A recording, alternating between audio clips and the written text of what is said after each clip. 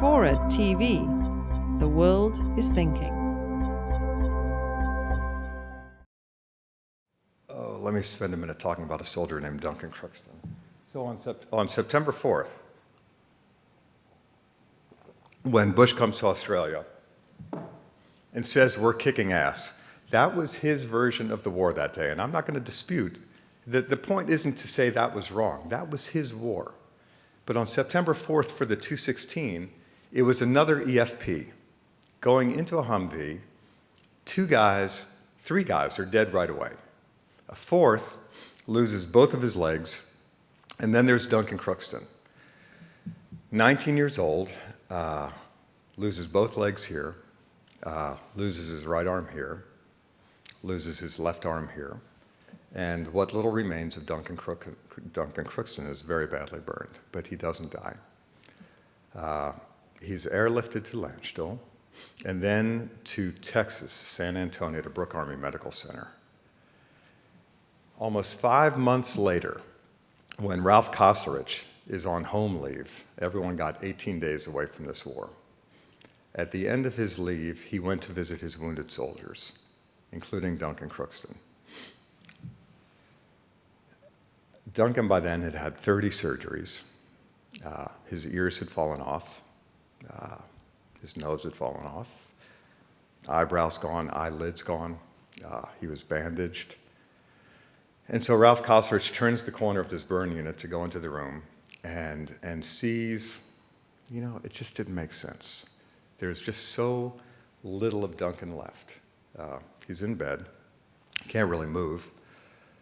And that's a day that Koslerich didn't say it's all good. He just kind of said bastards under his breath.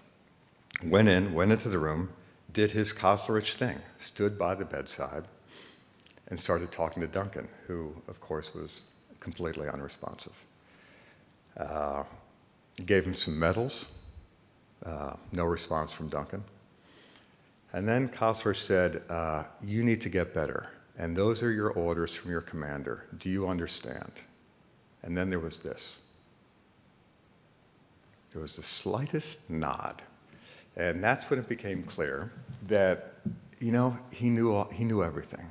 He knew Koslerich was there, he could hear, he was taking everything in, he was aware of what had happened to him, just in that little nod. So,